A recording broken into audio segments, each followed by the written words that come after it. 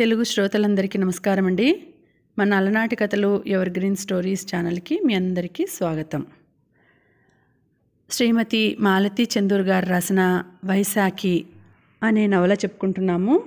3వ భాగంలో ఉన్నామండి. మీకు చదివి వినిపిస్తున్నది శ్రీమతి శ్రీదేవి తాడేపల్లి. వీడియోను చివరి వరకు చూడండి. మీకు అర్థం కాకపోతే ముందు భాగాన్ని విన్న తర్వాతనే ఈ భాగం వినండి, అప్పుడే బాగా అర్థమవుతుంది కథ. అలాగే మన వీడియోస్ నచ్చినట్లయితే తప్పకుండా లైక్ చేయడం మాత్రం మర్చిపోకండి. లైక్ చేసి మీ ఫ్రెండ్స్కి, రిలేటివ్స్కి మన వీడియోస్ని షేర్ చేయండి. ఇంకా ఎవరైనా మన ఛానల్ సబ్స్క్రైబ్ చేసుకోకపోతే ఇటువంటి మంచి మంచి నవలల కోసం, వీడియోస్ కోసం తప్పకుండా వెంటనే మన ఛానల్ని సబ్స్క్రైబ్ చేసుకుని చూడండి. ఇక ఆలస్యం చేయకుండా మనం కథలోకి వెళ్ళిపోదాం.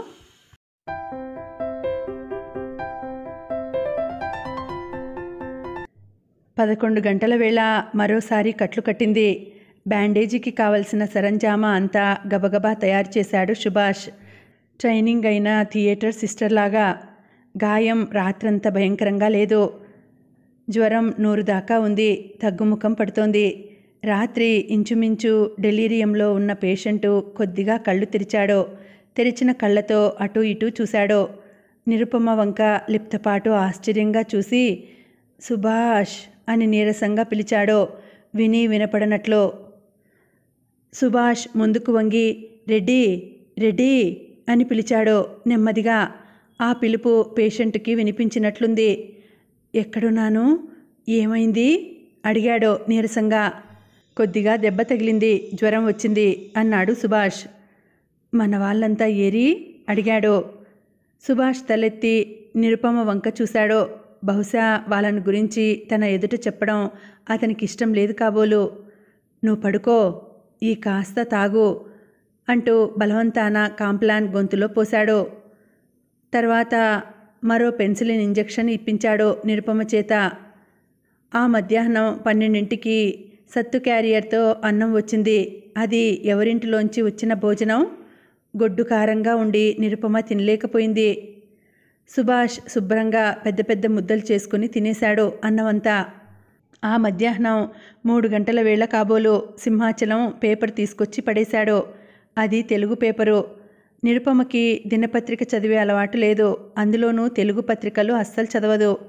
ఇంగ్లీష్ డైలీలో కూడా వాంటెడ్ కాలమ్స్, విశాఖలో ఆడే సినిమాల పేజీ చూస్తుంది తప్ప వార్తలు, ఎడిటోరియల్స్ చదివే అలవాటు లేదు. చదవాలన్న ఆసక్తి లేదు. చేసే పని లేక, మాట్లాడే మనుషులు లేక ఆ పత్రికలోని అక్షరాలే గతి అయ్యి ఒక్క అక్షరం వదలకుండా చదవటం ఆరంభించింది. పోలీసులు నక్సలైట్ల స్థావరాల మీద ముట్టడి జరిపి తుపాకులు పట్టుకున్నారు అన్న వార్త తను 3 రోజుల క్రితం చదివిన వార్త. ఇది శుద్ధ అబద్ధం అంటూ రిపోర్టు చేస్తున్నది పత్రిక. అసలు జరిగిన విషయం ఇది అంటూ కథ రాసుకొచ్చింది దినపత్రిక.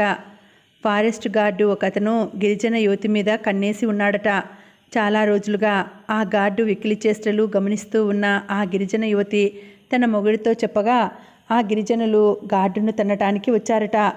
ఆ గార్డు ప్రాణాలతో బయటపడి ఆ గిరిజనులు నక్సలైట్లకి మద్దతు ఇస్తున్నారని, ప్రభుత్వపు ఆస్తిని ఈ గిరిజనులు అక్రమంగా అపహరిస్తున్నారని ఫిర్యాదు చేయగా నక్సలైటు అన్న మాట ప్రభుత్వం చెవిన పడేటప్పటికీ పోలీసులు అక్కడ 10 రోజులు క్యాంపు వేయటం, ఈ పోలీసులని మేపలేక గిరిజనులు తిరగబడటం, వారి తిరుగుబాటుకి వెనుక విద్యార్థుల మద్దతు ఉన్నదని, పోలీసులు ఆ చుట్టుపక్కల ఉన్న అడవినంతా మూలమూలలా గాలించి కొండ గుహలో దాక్కుని ఉన్న స్టూడెంట్స్ మీద దాడి చేయడం జరిగిందని అతి వివరంగా రిపోర్టర్ రాసిన వార్త.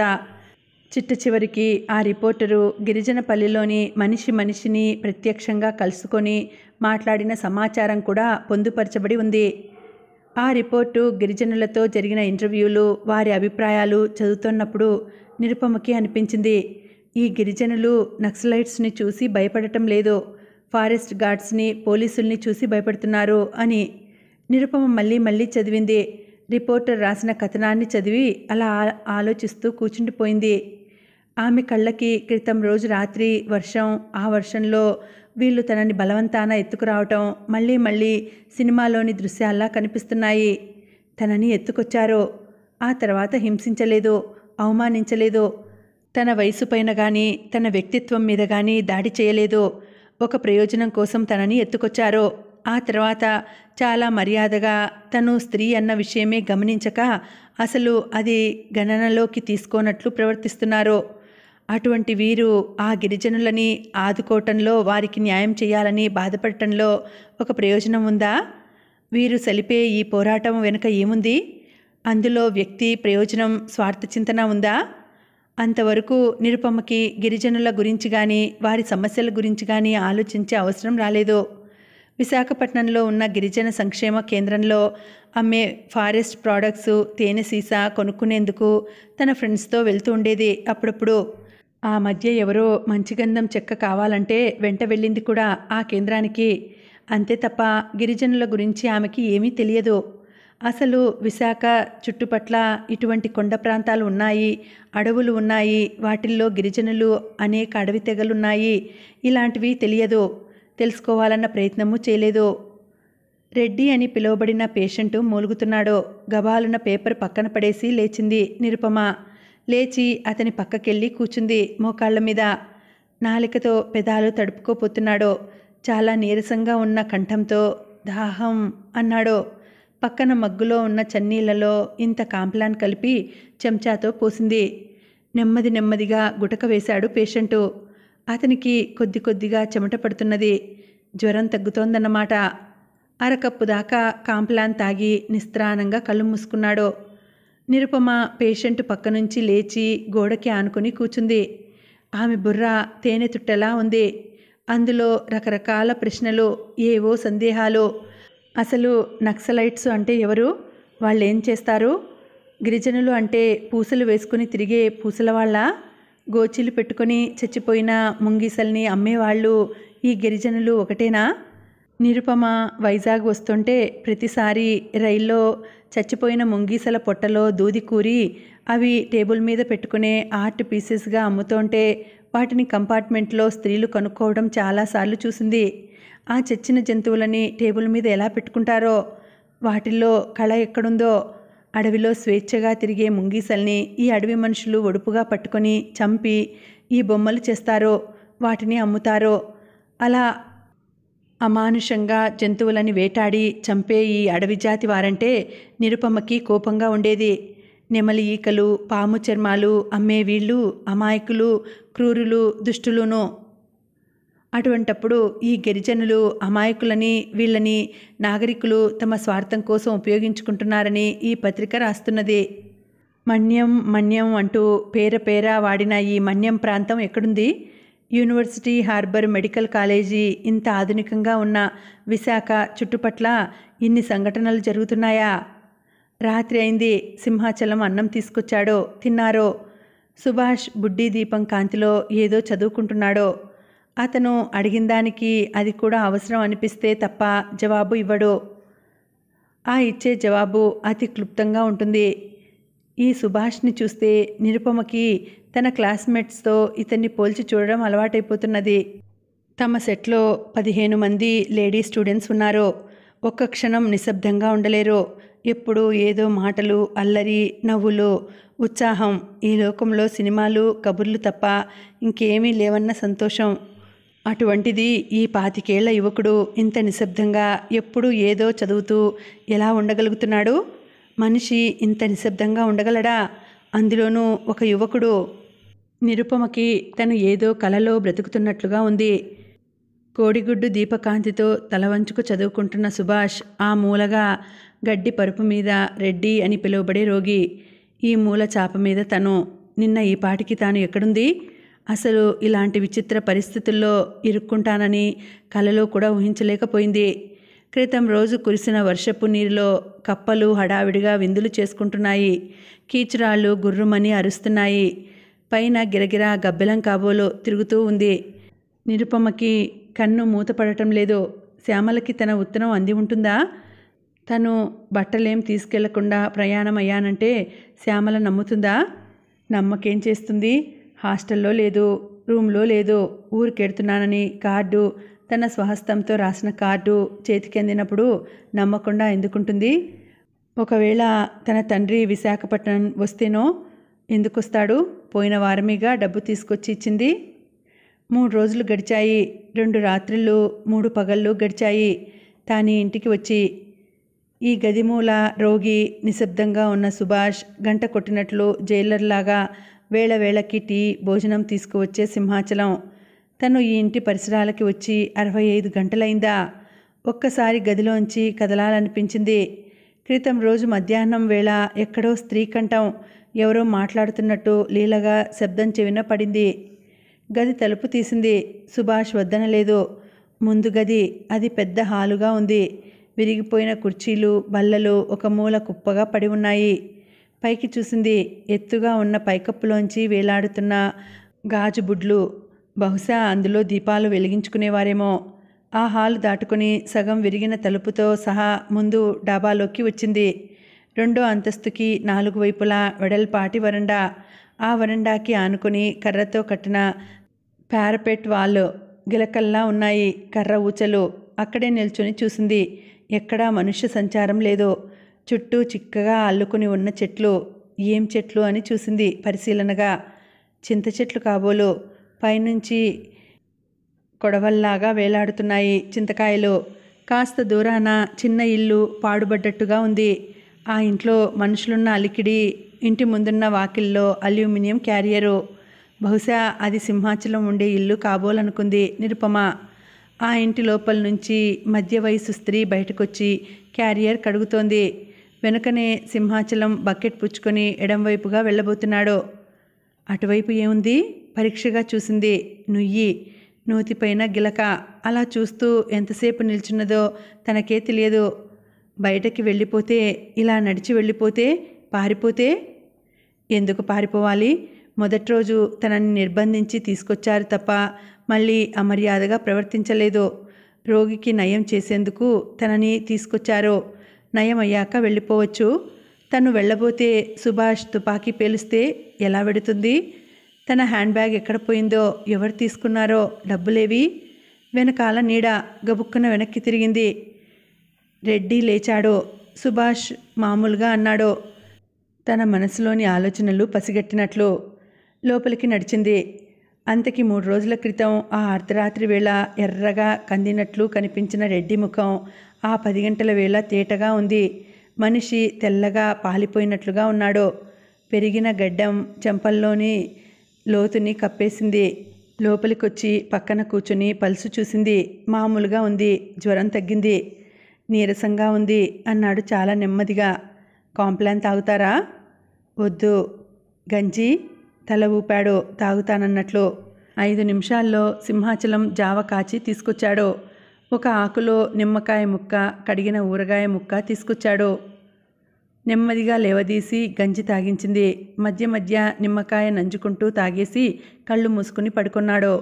నిరుపమ ఆశ్చర్యంగా చూసింది.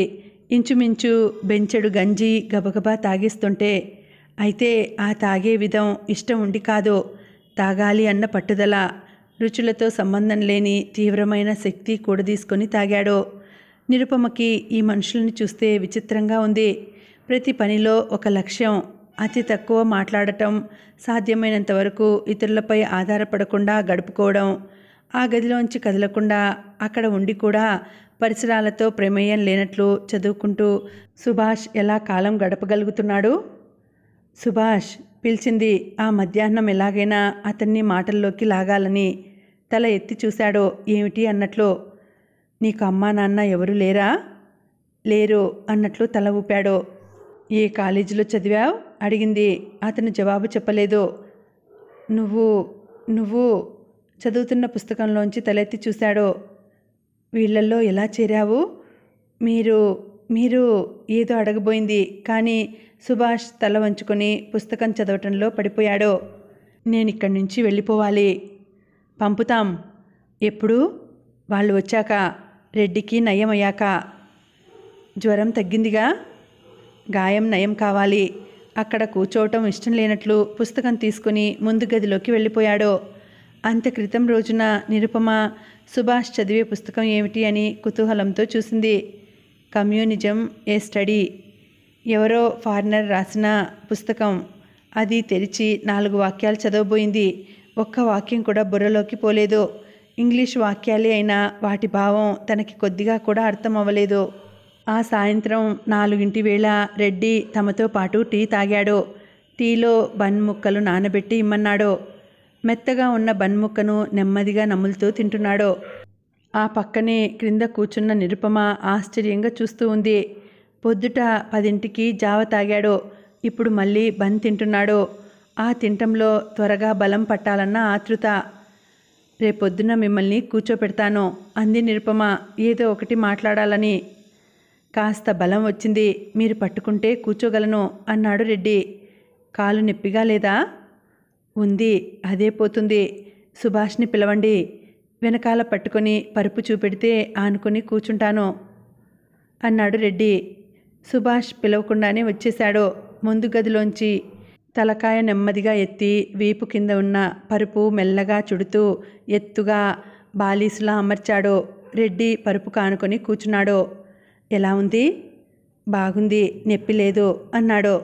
కానీ అతను పళ్ళు బిగబట్టుకుని కూర్చోవటం కనిపిస్తోంది నిరుపమకి. అలాగే కళ్ళు మూసుకొని ఓ గంట సేపు ఆనుకొని కూర్చున్నాడు రెడ్డి. ఆ రాత్రి వాళ్ళిద్దరితో పాటు తను అన్నం తింటానని పట్టుబట్టాడు. నిరుపమ భయపడింది జ్వరం వస్తుందేమోనని. కానీ రాలేదు. తెల్లవారి క్రితం రోజు కంటే తేలిగ్గా నిద్రలేచాడు. కూర్చుని అటూ ఇటూ చూడగలుగుతున్నాడు రెడ్డి. కాస్త బలం వచ్చింది అన్నాక సుభాష్ అతని పరుపుకి పక్కగా నిలువుగా తుపాకీ పడుకోబెట్టాడు. అతను తుపాకీ అలా ఎందుకు ఉంచుతున్నాడో బోధపడలేదు నిరుపమకి. దేనికి? పేల్చుకు చచ్చిపోమనా? లేకపోతే పోలీసులు వస్తారని భయమా? ఎందుకు? కానీ వారిని ప్రశ్నించి లాభం లేదని ఆ 3 రోజుల్లోగా బాగా అర్థమైపోయింది. కొన్ని విషయాలకి వాళ్ళు జవాబులు చెప్పరు. ఆ మధ్యాహ్నం భోజనం తీసుకొచ్చాడు సింహాచలం. కానీ సుభాష్ కనిపించలేదు. సుభాష్ రాడా? అడిగింది నిరుపమ 2 పళ్ళాల్లో అన్నం వడ్డిస్తున్న సింహాచలాన్ని. అయ్యా, రానని చెప్పారండి అన్నాడు సింహాచలం. అప్పటికి అర్థమైంది పొద్దుట తుపాకీ రెడ్డి పక్కన ఎందుకు పెట్టాడో నిరుపమకి. అన్నం తిన్నాక అక్కడే కూర్చుని నిరుపమ అడిగింది, ఈ ఇల్లు సింహాచలం మీకు బాగా తెలుసా రెడ్డి? తెలుసు. ఎట్లా? ఈ ఇల్లు మా తాతగారిది. నిరుపమ ఆశ్చర్యంగా చూసింది. ఇంత పెద్ద భవంతికి హక్కుదారైన ఈ యువకుడు ఇలా ఈ మూల ఉండలు చుట్టుకున్న పరుపు మీద పడి ఉన్నాడా? మరి మీ వాళ్ళు? అడిగింది. అతను అర్థం కానట్లు చూశాడు. మీరేం చేస్తున్నారో అడగటం లేదుగా. బెదిరించి అర్ధరాత్రి వేళ మీ వాళ్ళు నన్ను రోడ్డు మీద ఉన్నదాన్ని లాక్కొచ్చారు. మీకు వైద్యం చేశాను. అందుకు ప్రతిగా తుపాకీతో బెదిరిస్తున్నారు. మీరెవరో ఎక్కడి వాళ్ళో తెలుసుకునే పాటి స్వేచ్ఛ నాకు లేదా? తెలుసుకొని ఏం చేస్తారు? ఏమీ చేయను. తెలుసుకోవాలనే కుతూహలం. అది మంచిది కాదు. అనవసరమైన విషయాలు తెలుసుకోవటం వల్ల మీకు డేంజర్ తప్ప ఏమీ లేదు. ఇప్పుడు కాదా? మిమ్మల్ని మేము అవమానించామా? లేదనుకోండి. వారం రోజులు ఒక ఆడపిల్ల కనపడకుండా పోయిందంటే మీ వాళ్ళింటికి వెళ్ళినట్లు ఉత్తరం రాయించారుగా. ఎవరు? సుభాష్ చెప్పాడా? అవునన్నట్లు తలూపాడు అతను. మీరెవరో చెబితే పోలీసులకి చెబుతాననుకుంటున్నారా? లేదు, అదేం లేదు. ఈ 4 రోజుల తర్వాత మీ దారి మీది, మా దారి మాది. అటువంటప్పుడు లేనిపోని. నిరుపమకి ఆ మాటలు అతని నోటి నుంచి వినేప్పటికీ తాటి ప్రమాణాన కోపం వచ్చింది. ఏదో కసి, చేతకానితనం, కక్ష. ఈ 4 రోజులు మీకు మామూలు విషయంలా కనిపించవచ్చు. నాకు నేను అంత త్వరగా ఎలా మర్చిపోతాననుకున్నారు? మీరు మర్చిపోగలరా? చెప్పండి. 3 రోజులు గంటకి నేను మందులు ఇవ్వడం, కట్టుగట్టి పక్కన కూర్చొని ఆహారం ఇవ్వటం మర్చిపోగలరా? ఆడపులిలా అడుగుతోంది. పరుపుకి జారబడి కూర్చున్న అతను తీక్షణంగా సూటిగా ఆమె కళ్ళల్లోకి చూస్తున్నాడు. అతను అలా ధైర్యంగా చూసేటప్పటికీ నిరుపమకి ఎలాగో ఉంది, ఇబ్బందిగా ఉంది. అతనిని తాను నిలువదీసి ఉండకూడదనిపిస్తోంది. అప్పటిదాకా అతని కళ్ళల్లో కనిపించని ఒక కొత్త భావం మేల్కొన్న ఒక చిత్రమైన దృష్టి ఆమెని స్పృశిస్తున్నట్లు అనిపించింది. తెల్లగా విశాలంగా ఉన్న నుదురు, చిక్కిపోయిన ఆ చెంపల్లోంచి ప్రామినెంట్గా చుచ్చుకొస్తున్న ముక్కు, నల్లగా ఉన్న గడ్డం, ఒడిలో పెట్టుకుని ఉన్న ఆ 2 చేతులో పొడవాటి వేళ్ళు. నా గురించి మీకు తెలుసుకోవాలని ఉందా? ఇష్టం లేకపోతే చెప్పకండి. నిజానికి ఇష్టం లేనిది తనకి. దూరంగా ఉండి తన దారిన తాను వెళ్ళిపోయి ఈ సంఘటన మర్చిపోగలదా? అది సాధ్యమా? ఈ ఇల్లు ఈ దివాణం మాది. దివాణమా? అవును, జమీందార్ల లోగిలిని దివాణం అంటారు. సింహాచలం మా నౌకరు. ఈ సింహాచలం మా నాన్నని భుజాల మీద ఎత్తుకు పెంచాడట. మీరు? నేనిక్కడ పుట్టలేదు. పుట్టానేమో కానీ పెరగలేదు. అదేమిటి? చూడండి, ఈ రాజులు, జమీందార్లు గొప్ప కళా పోషకులని, వీరందరూ కళాకారులని, కవులని పోషించారని కబుర్లు చెప్తుంటారు. అవన్నీ ఉత్త బూర్జువా అభిప్రాయాలు. వాళ్ళంత దుర్మార్గులు, కఠినాత్ములు ఎవరూ ఉండరు. మీరు ఆగింది. నేను ఆ బూర్జువా వ్యవస్థలో పుట్టినవాణ్ణే. నాలోని ఈ భూస్వామిక జులుం, నాలోని ఈ రక్తం ప్రక్షాళన కావాలి. కుళ్ళిపోయిన ఈ భాగస్వామిక వ్యవస్థ పూర్తిగా నశించాలి. దీన్ని కూకటి వేళ్లతో. మీరు ఆవేశపడుతున్నారా? మిమ్మల్ని అడిగింది. అదే నాలోని ఈ విప్లవానికి కారణం. మా తాత కోపంతో అతని పిడికిళ్ళు బిగుసుకుంటున్నాయి. కష్టంగా ఉంటే చెప్పకండి, పోనీలేండి అంది నిరుపమ. అసలు మా కుటుంబం, నాలోని ఈ రక్తం, వీటిని తలుచుకుంటే నాకు ఒళ్ళు మండుకొస్తుంది. మా తాత నా ఎదురుగుండా ఉంటే, నేనప్పటికీ పుట్టి ఉంటే కాల్చి పారేసి ఉండేవాడిని ఆ జమీందారీ జులుంని. మీరు కారా? కాదు, నేను విప్లవ యోధుడిని. అంటే ఈ భూస్వాములని, ఈ డబ్బు గల వాళ్ళని, ఈ కామాంధులని కాల్చి పారేస్తే తప్ప మన దేశం బాగుపడదు. ఇంతకీ మీ తాత గురించి చెప్పారు కాదు? మా తాత డబ్బుతో బలిసిన, కొవ్వెక్కిన ధన మదాంధుడు. కుళ్ళిపోయిన ఈ జమీందారీ వ్యవస్థకి ప్రతినిధి.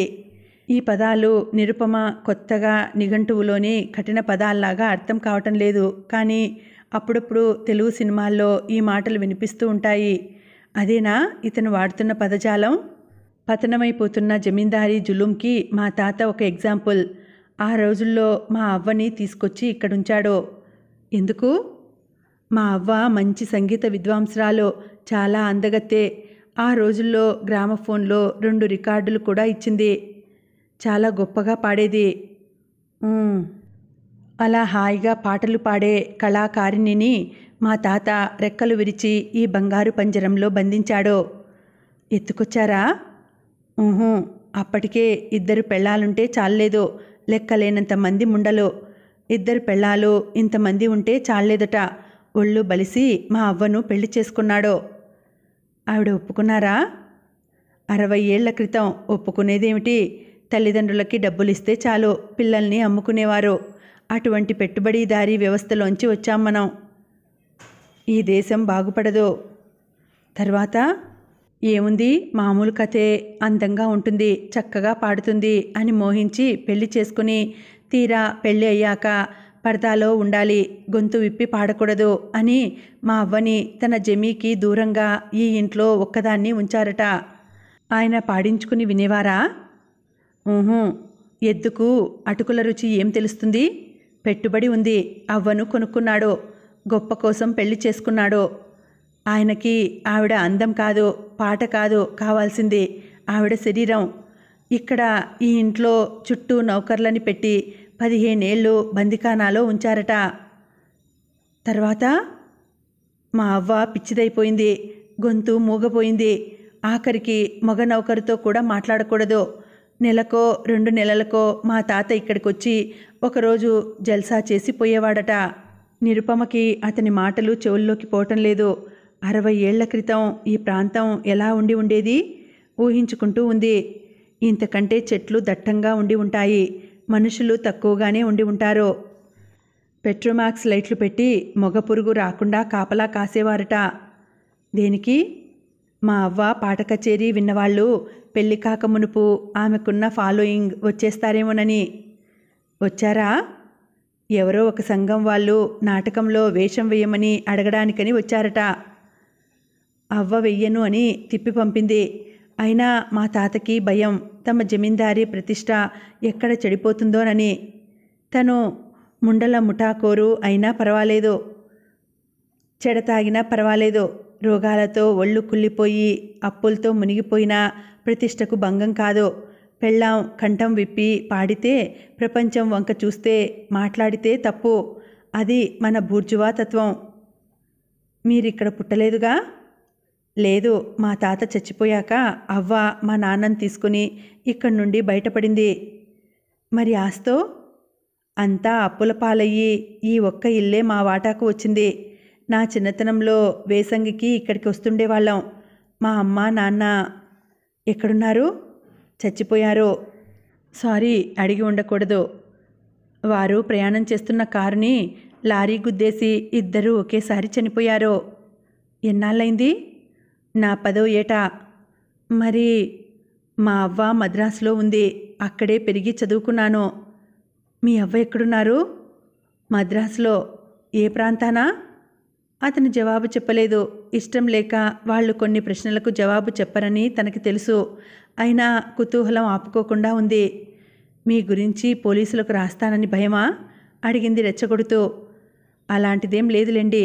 మా అవ్వ ఏజ్డ్ ఫర్ ది హోమ్లో ఉంది. మీ దగ్గరే ఎందుకు ఉంచుకోలేదు?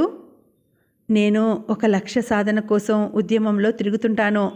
ఆవిడను చూసుకోవడానికి నాకు వీలవదు. అన్ని కష్టాలు పడిన ఒక వృద్ధురాలిని అలా దిక్కు దివాణం లేక వదిలేసి లోకాన్ని ఉద్ధరిస్తారా? ఈ సమాజాన్ని మారుస్తారా అని అడగాలనుకుంది నిరుపమ. కానీ అడగలేకపోయింది. ఒక విచిత్రమైన కాంతి కళ్ళల్లో ప్రతిఫలిస్తూ ఉంటే అతను ఉత్సాహంగా చెప్పుకుపోతున్నాడు. అటువంటప్పుడు తను అడగాలనుకున్న మాటలు అతన్ని గాయపరుస్తాయి. అలా అడగకూడదు అని మనసుకు సమాధానం చెప్పుకొని, మీరేం చదువుకున్నారు అని అడిగింది. అసలు మన ఈ విద్యా విధానం ఉంది చూడండి, ఇందులో విప్లవాత్మకమైన మార్పు రాలేదు. మన భావదారిద్ర్యం. ఎక్కడ చదువుకున్నారు? ఇక్కడే. అంటే మన దేశంలోనే. మీరు ఈ విప్లవ ధోరణిలో ఎలా పడ్డారు? ఎందుకు? మా తాత పిడికిళ్ళు బిగుసుకుంటున్నాయి. గుమ్మంలో ఎవరో వచ్చిన అలికిడి. తల తిప్పి చూసింది. సుభాష్ నిశ్శబ్దంగా ఒక్క మాట కూడా మాట్లాడకుండా వచ్చి గదిలో ఒకవైపుగా గోడ కానుకుని కూర్చున్నాడు. అన్నం తిన్నారా? అడిగింది నిరుపమ. తిన్నాను అన్నట్లు తల ఊపాడు. టీ తెచ్చేదా? అడిగింది. అది తన ఇల్లు అయినట్లు, పెత్తనం అంతా తానే నిర్వహిస్తున్నట్లు. సింహాచలం 3 మగ్గులతో టీ, 3 బన్నులు తీసుకొచ్చాడు. ఆ రాత్రి 9 వేళ ఎక్కడో దూరాన జీపు ఇంజను శబ్దం. అప్పుడే భోంచేసి సుభాష్ వరండాలోకి వెళ్ళిపోయాడు. సన్నని సిగరెట్ వాసన. సుభాష్ అన్నింటినీ వదులుకున్నాడు. ఏ విషయంలోనూ బలహీనత లేదు. ఒక్క సిగరెట్ విషయంలో మటుకు తనను తాను కంట్రోల్ చేసుకోలేడు. అన్నం తర్వాత తప్పకుండా సిగరెట్ తాగుతాడు. తన మీద భయమో గౌరవమో తెలియదు కానీ బయటకెళ్ళి ఒక 5 నిమిషాలు అటూ ఇటూ తిరగటం, ఆ సమయంలో పొగవాసన రావటం గమనించింది నిరుపమ. ఏమిటో శబ్దం అవుతోంది. కంగారుగా ఉంది. తన కంఠం తనకే.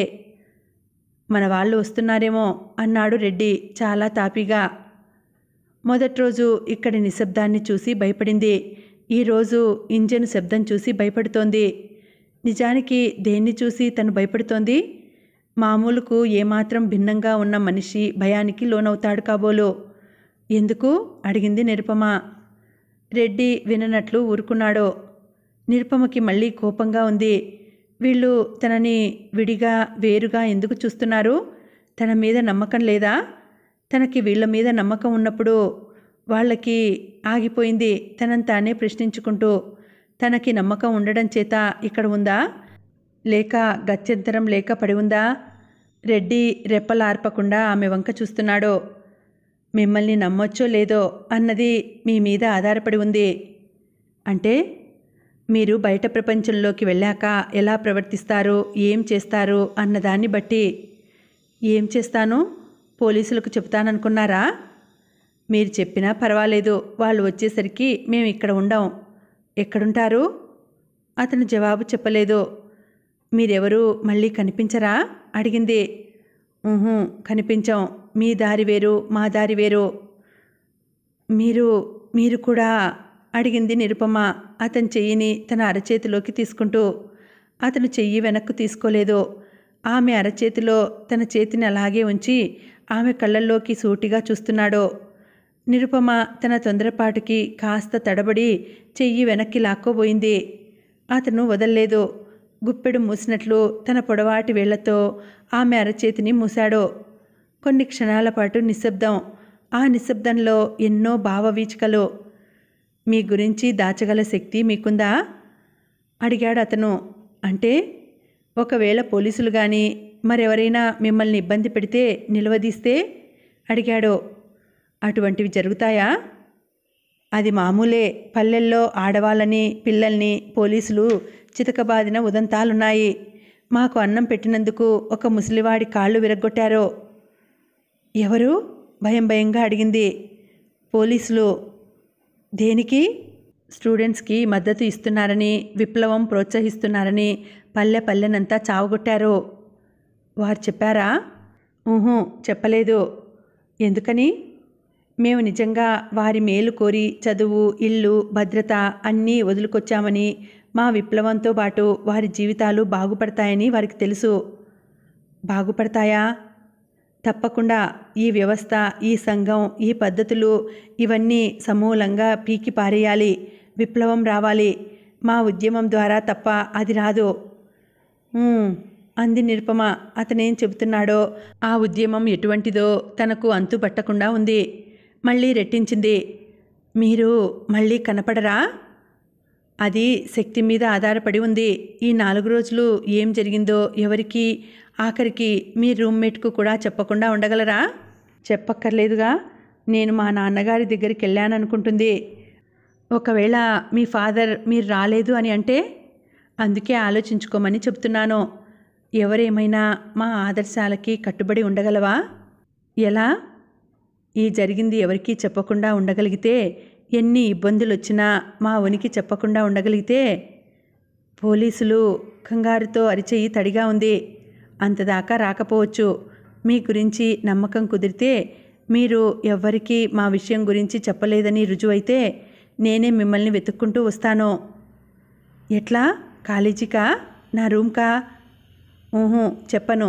చూస్తారుగా ఎలా వస్తానో. ఎప్పుడు? ఎన్నాళ్ళకి? అది చెప్పలేను. రావటం మటుకు వస్తాను అన్నాడతను చెయ్యిని వదిలేస్తూ. జీపు శబ్దం దగ్గరైంది. జీపు ఆగిన గుర్తుగా అంతా నిశ్శబ్దమైపోయింది. నిరుపమ నేలమీంచి లేచింది. మరో క్షణంలో నీడల్లాగా 3 మనుషులు లోపలికొచ్చారు. అందులో పొడవుగా ఉన్న అతను, ఆ రాత్రి తన కళ్ళకి గంతలు కట్టిన అతను ఉన్నాడు. రెండో అతను కొత్త వ్యక్తి. మూడో వ్యక్తి సుభాష్. అతను వస్తూనే రెడ్డి పక్కన నేల మీద చతికిలబడి డాక్టర్లాగా రెడ్డిని పట్టుకుని పరీక్ష చేశాడు. కాలు కదిపి చూసి, ఓకే, పర్వాలేదనుకుంటా అడిగాడు. అది ప్రశ్నో లేక అభిప్రాయ ప్రకటనో తెలియని విధంగా పేషెంటు తలూపాడు. 3 ఆ గదిలో మూలగా పడుకున్నారు నేల మీద. నిరుపమకి అశాంతి, అసంతృప్తిగా ఉంది. తనని ఎవరూ పలకరించలేదు. కనీసం కృతజ్ఞత కూడా చెప్పలేదు. తనని ఎప్పుడు వెళ్ళనిస్తారు, ఎలా వెళ్ళనిస్తారు అడగాలని అనిపించింది. కానీ వాళ్ళు జవాబు చెప్పరు. తాను అడిగి ప్రయోజనం లేదు. కళ్ళు మూసుకొని పడుకుంది. నిద్ర రావటం లేదు. కళ్ళైతే మూసుకుంది కానీ కనురెప్పల కింద అనేక దృశ్యాలు కదలాడుతున్నాయి. అనేక ప్రశ్నలు, అనేక సందేహాలు. ఎవరు వీళ్ళు? ఒక్క మాట కూడా మాట్లాడకుండా ఎలా పట్టుదలగా ఉండగలుగుతున్నారు? ఈ 5 రోజుల్లో సుభాష్ ఎన్ని మాటలు మాట్లాడాడు? లెక్క పెట్టుకుంది. అవును, కాదు, ఈ 2 అతను మాట్లాడింది. అంతకు మించి ఒక్క మాట రాలేదు నోట్లోంచి. తను మొదటి రోజు ఎంత భయపడింది. ఆ వర్షంలో తీసుకొచ్చి వీళ్ళేం చేస్తారో అని కంగారు పడింది. ఇప్పుడో తనకి ఎటువంటి భీతి లేదు. కానీ రెడ్డి అన్నట్లు పోలీసులు వెంటబడి నిలవదీస్తారా? వీళ్ళని గురించి అడుగుతారా? తనని కూడా కొరడాలతో కొడతారా? నిలువెల్లా వణుకు వస్తోంది. తను ఇక్కడి విషయాలు ఎవరికీ చెప్పదు. ఏమైనా సరే చెప్పదు. గట్టిగా కళ్ళు మూసుకుని నిద్ర కోసం ప్రయత్నిస్తున్నది. తన కాలేజీ, తన రూము, తల్లిదండ్రులు ఇవన్నీ ఎక్కడో మరో ప్రపంచానికి చెందినట్లు, దూరంగా, చాలా దూరంలో ఉన్నట్లు అనిపిస్తోంది. ఈ కొత్త ప్రపంచం, ఈ యువకులు, సింహాచలం, నిశ్శబ్దంగా ఉన్న ఈ పాడుబడిన భవంతి, అక్కడ ఆ మూల రెడ్డి, ఇవే నిజం అనిపిస్తోంది. ఇక్కడి నుంచి వెళ్ళిపోయాక తను ఈ సంఘటనలని మర్చిపోగలదా? మర్చిపోయి మామూలు నిరుపమ, మెడికల్ స్టూడెంట్ నిరుపమలాగా బ్రతకగలదా? ఎవరో పిలుస్తున్నారో, తట్టి లేపుతున్నారో. కంగారుగా కళ్ళు తెరిచింది. చుట్టూ చీకటి. ఎవరు ఎవరు? సింహాచలం తనని తట్టి లేపుతున్నాడో. అమ్మాయి గారు, అమ్మాయి గారు అంటూ. ఇంకా ఉంది, కథ కొనసాగుతుంది. మళ్ళీ వచ్చే వీడియోలో కలుసుకుంటానండి. అంతవరకు సెలవు. నమస్తే.